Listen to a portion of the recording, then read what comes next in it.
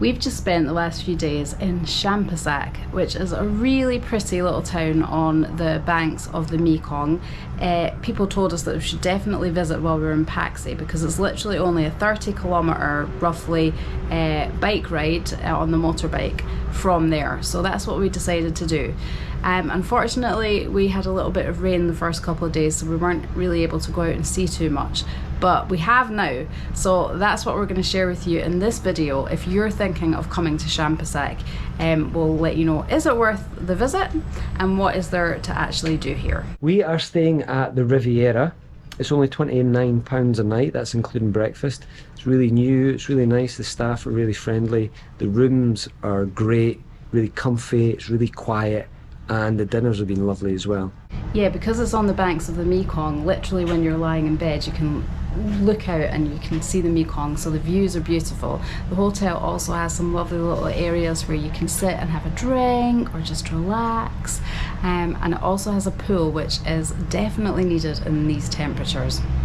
So we've arrived here at the Wat Phou temples in Champasak. We're not really sure what to expect, but come along with us and we shall see. It's 50,000 kip each to get in, so it's about $250 each.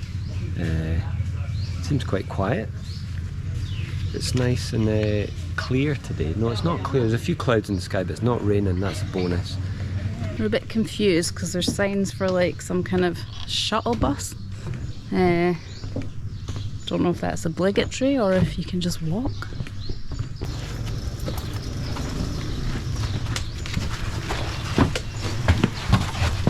I feel right lazy getting chauffeured about. But go with the flow.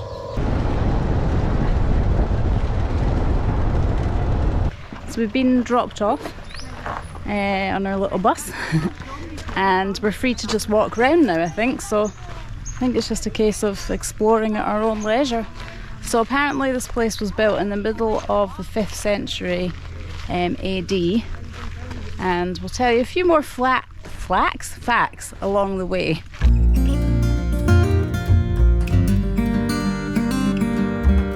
So apparently it's a combination of Khmer architecture and Hindu religion.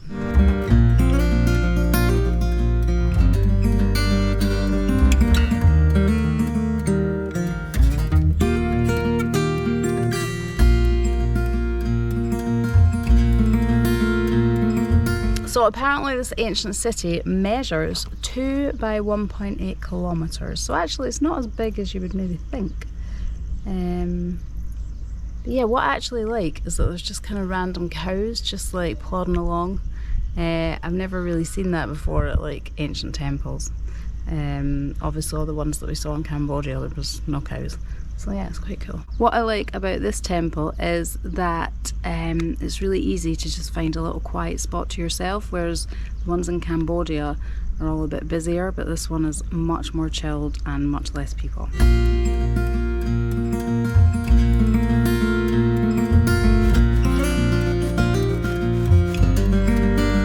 So there's a lady there basically selling the release of small birds. I don't know how you capture the birds, but she's basically saying, give me 75,000 kip, which is about over £3, and I'll release a bird for you and you can feel better. And then she'll probably catch them all again and charge you again. So I don't know how I feel about that. I want the birds released, but I'm not sure about the enterprise of that scheme.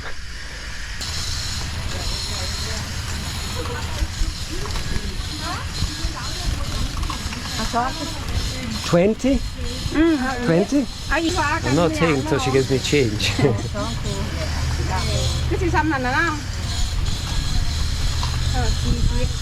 Cup chai.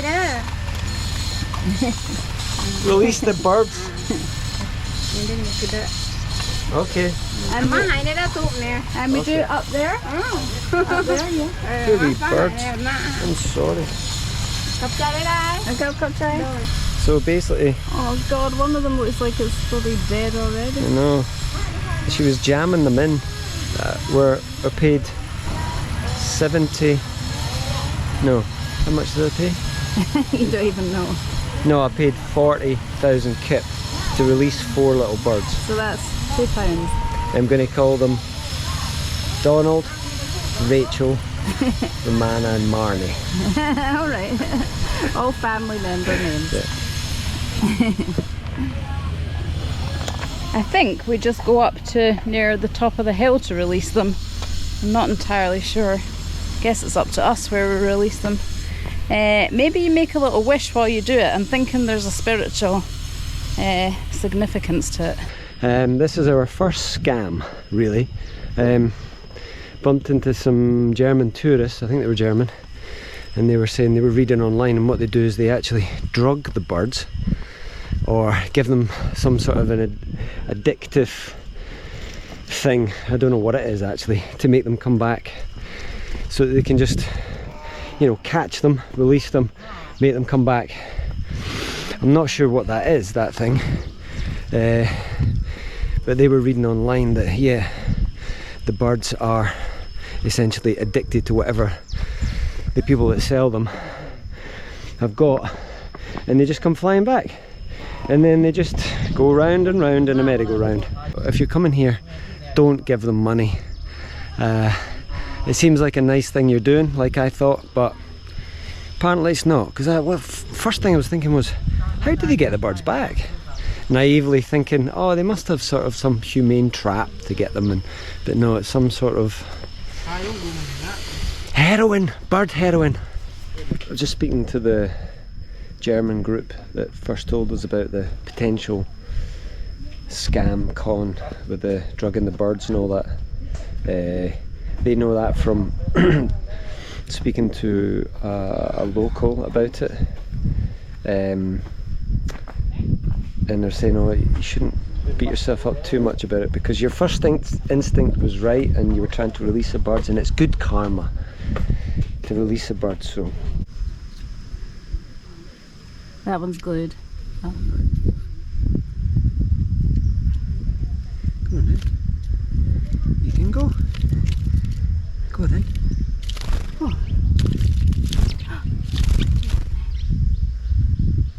Aww. That's nice. Look, they've not gone back into the Wicked Witch. They've gone up there. Have they? Yeah. Ah. And I heard them tweeting as they left. So, oh, I feel good about that. I feel bad initially, but I feel good now. Hope they never go back to her. Ever. Well, I guess we'll never know, but I'm going to smash this kitten. No, look. I know everyone's just trying to hustle and make a bit of money, but she was kind of a bit rough with them. I know, as well. she was quite rough when she put them in the cage. But they are, in the words of John Lennon, free as a bird. It's really peaceful up here, and the views are brilliant, and you can see from up here the huge big spring at the bottom, and apparently that is meant to be one of the reasons why they chose this site to build these temples, because it was so close to natural spring water.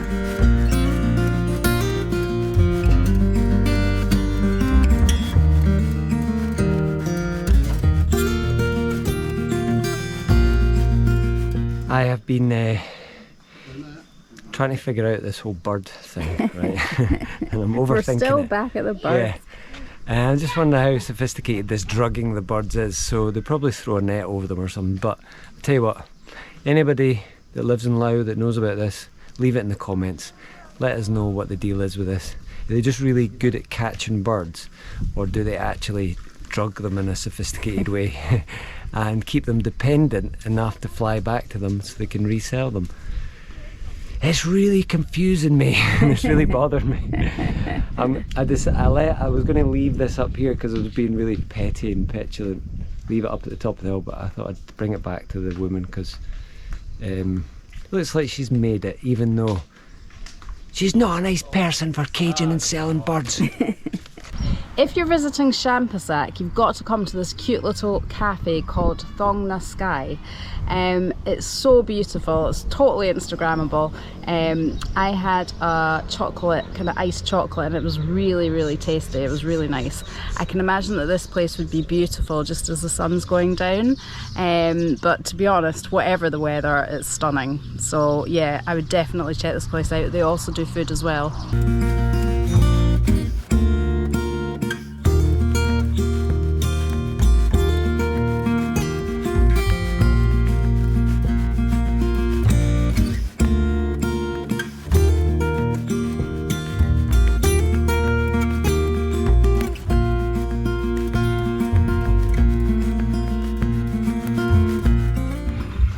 So when we were taking a ride around yesterday, past the little place, Man Barber, 50,000 kip, £2.50 for a haircut. You can't pass that up, so I'm here now to get my haircut.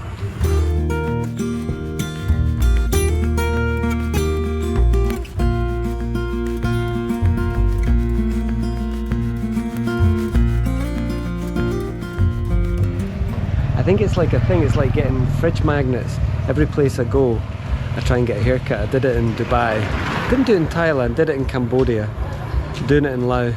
See if I can get a good cheap haircut somewhere. And never disappoint. This guy here was great. He got the cutthroat razor and done all the hair, oozy hair at the back that I hate. And just, you know, it's quite streamlined up the sides, but I like that, very peaky blinders. Nothing off the top, just at the ends. But yeah, it's good. Now we're about to go on a cycle around the rice fields. It's a 7-kilometre round loop, but in order to start it, we're going to cycle to the very end of the loop, if you see what I mean, and then come back out near here. So that's going to add on quite a lot of kilometres because that is quite far down. It's just one long road. So this is going to be quite a hard cycle, I think, although it is flat, but with the heat and stuff, I think it's going to take us quite a while too. So we're setting off nice and early. It's only 3 o'clock because we don't want to be cycling in the dark. And yeah, this could take a while. But yeah, let's see what nice rice field sites we've got ahead of us.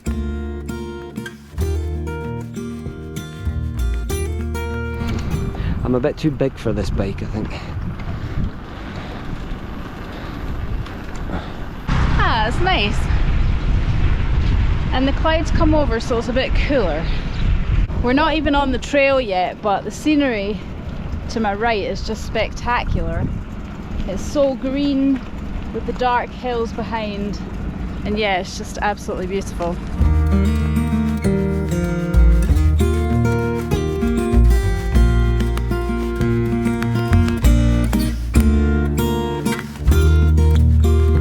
We're cycling around these rice fields, and quite a lot of them are green. We were asking about that when we were in Thailand and Cambodia about rice, because we eat it every day nearly enough. We have been eating every day, and we're kind of wondering, you know, it'd be nice to go to a rice museum or find out how they process it. But there was nothing really on, so it would be good to do that before we go, but we'll need to look into it, because, you know, I mean, it's not even a staple diet here, not only here, everywhere in the world really. Certainly for us back home, lots of curries, lots of rice dishes. It's pretty much, yeah, it's definitely a favourite of ours. It's so nice and peaceful. Listen to the cowbells. It's days like this I love my life.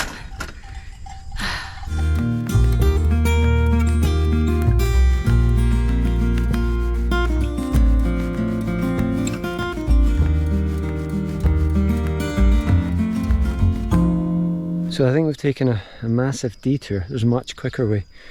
We've kept going and we're skirting around the mountain. It's much longer, so there's a far quicker path. But we always take the longer path. I can't believe we got lost. The one time we didn't bother looking at Google Maps because we just thought the path would be really obvious. But we seem to have taken a detour. I've looked on Google Maps and I think we're now heading back towards the right path, hopefully. Stick to the road! That's your best bet, because the mozzies are coming out, things are biting, and dogs are barking at us. Cows are staring at us. People are peeking out going, what are they doing? What are those idiots doing? They're obviously lost. These rice paddies, like, you could really get lost here. Yeah. I mean, the mountain's there, so I know we're not too far, but it's just, the mountain's quite fairly close to the hotel, but that doesn't mean anything when you're stuck in here. Right, we've found the right path, we're back on it. My feet, my shoes are absolutely caked in mud. And I've almost gone over on the bike many times because of the mud. But it's all good, that's what adventures are made of. These paths, because it's been raining, it's a little bit like Kickstart, you know that program from the 80s on the bikes, but except we've got like push bikes.